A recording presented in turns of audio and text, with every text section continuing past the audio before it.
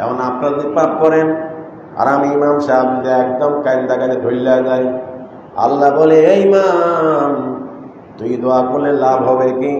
তোর সমাজে তোর মুসল্লি তো গুনাহ জর্জরিত হয়ে গেছে, না রাখে রোজা, না রাখে তার ছেড়ে আছে, না তার আছে, না তার নামাজ আছে, না তার রোজা আছে। ও তো সারাদিন গাঞ্জার টপলা নিয়ে ঘোরাঘুরি করে, ও তো সারাদিন নারী লিপসা করে, ও তো সারাদিন কি করে জুয়া খেলে, ও তো সারাদিন নারী নিয়ে নাচানাচি করে, ও তো গান বাজার নিয়ে ব্যস্ত আছে। ওদের নিয়ে দোয়া করলে ইমাম তোমার দোয়া আমি কবুল করবো না। তোমার দোয়া কি? এই যে ওনার বৃষ্টি হইতে আছে, ওনার বৃষ্টি হইতেছে, এতগুলি হুজুর আছে, হুজুরে দোয়া করে। আগেরকার হুজুর নাই এখন মোগা চৌধুরী, আগেরকার হুজুর কি?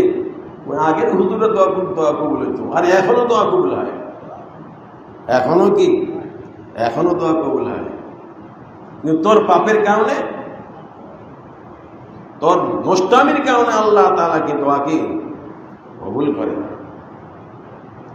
মুসা আলাইহিস সালাম পয়গম্বর দিলেন, আমার জনতারা তোমরা শোনো, তোমরা যে বৃষ্টির জন্য এখানে দোয়া করতেছ, একত্রিত হয়েছ, তোমরা শোনো একটা ভালো, আমার ভাষণটা ভালো করে শোনো তোমরা। আল্লাহ এই পর্যায়ে আমার জিবরাইলের মাধ্যমে বইলা গেল, এ মুসা তুমি যাদেরকে নিয়ে দোয়া করতেছ ওদের মধ্যে এমন একটা যুবক আছে, ও গুনাহ করতে করতে নিজের জীবনকে বরবাদ করে ফেলেছে। ওই যুবকের কারণে আজকে আমি বহুদিন ধরে বৃষ্টি বন্ধ রাখছি। ওই যুবকের কারণে বৃষ্টি কি না মুসার জন্য বৃষ্টি বন্ধ রাখছে? তখন মুসার জন্য বৃষ্টি বন্ধ রাখছে। আপনি করবেন নারী লিপসা, সমাজে অশান্তি হবে, আর বলবেন যে হুজুররা দোয়া করলে কবুল হয় না।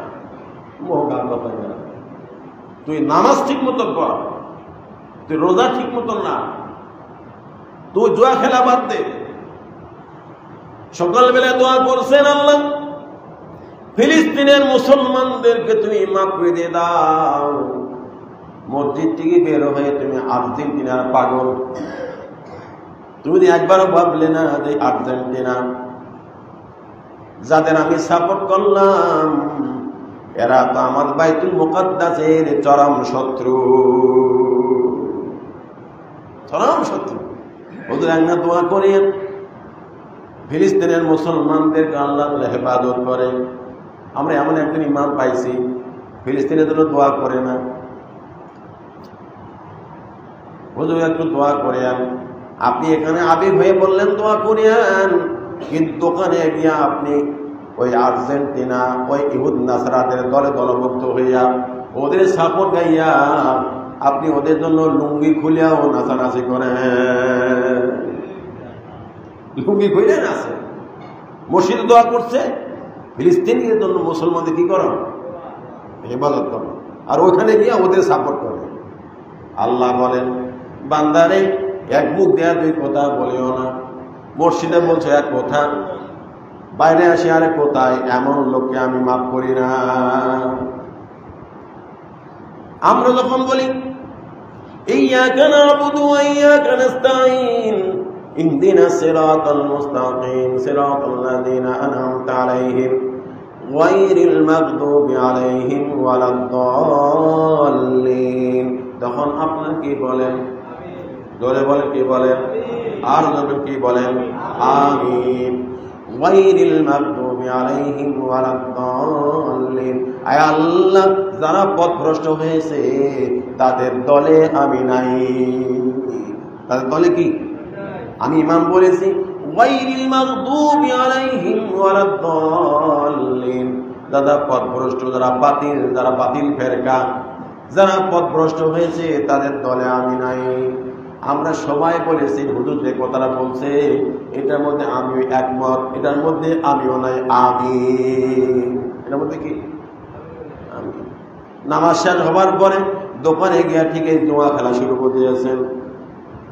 নামাজ শেষ হবার পরে আপনি জুমার নামাজ পড়া শেষ হবার পরে 5 ওয়াক্ত নামাজের কোনো খবর নাই। নামাজ শেষ হবার পরে বাইরে চলে গেছেন, ইসলামে তা পারেন না। মসজিদের ধার ধারি না, ইমামের ধার ধারি না আমরা। আছে কি নাই? যে ইমামের পিছনে ফরজ নামাজটা আদায় করলি, ওই ইমামকে তুমি ইজ্জত দিতে পারো না, তুমি বড় মুসলমানই দাবি করো।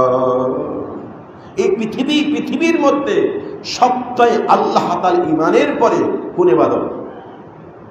এখন কোন ইবাদত কি বুঝেন না কিছু? পৃথিবীর মধ্যে সবচেয়ে ইমান গ্রহণ করার পরে এরপরে কোন ইবাদত? ধরে বলে কি ইবাদত? নামাজ। যে নামাজ তুই ইমামের পিছনে পড়তেছ, এই ইমামকে তুমি মূল্যায়ন করতে পারো না। একবার চিন্তা করছাস?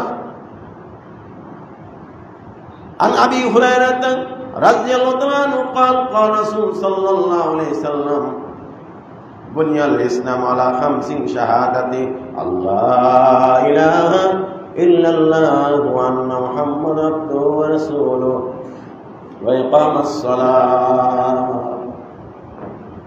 যে ব্যক্তি ইমানের ইসলামের 5টা স্তম্ভের মধ্যে 1 নম্বর যেটা হইতেছে ইমান, 2 নম্বরটা হইতেছে নামাজ। 2 নম্বরটা কি? 2 নম্বরটা নামাজ। যে ইমামের পিছনে নামাজ পড়লা, ওই ইমাম দিয়ে তোমার ঘরে দোয়া হয় না। কপাল পড়া আছে কিনা? যে ইমামের পিছনে তুমি নামাজ আদায় করলা, ইমাম দিয়ে তোর ঘরে দোয়াটা হয় না। তুমি ভাড়া করে আরেক থেকে ইমাম আনো, কিয়ামতের ময়দানে দিন ইমাম যদি বলে ও আমার মুসল্লি ছিল না, করার কিচ্ছু নাই, কিছু আছে? তুমি জুমার নামাজ পড়লে আমার পিছনে, 5 ওয়াক্ত নামাজ পড়লে আমার পিছনে, মসজিদ বার হইয়া ইমাম ছিল না, মোল্লার খতিব ছিল না, এই খতিব যদি কিয়ামতের ময়দানে বলে তোর মতন মুসল্লিরা আমি চিনি না, করার কিচ্ছু নাই। বুঝলেন নাই কথাটা?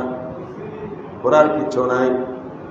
আমি সারাদিন এখানে লাফালাফি করতে আসি, ডক্টর ইউনূস তোমার পেছনে আমি আছে, কিন্তু দলবল নিয়ে গেছি, হুজুর তোমার আমি চিনি না।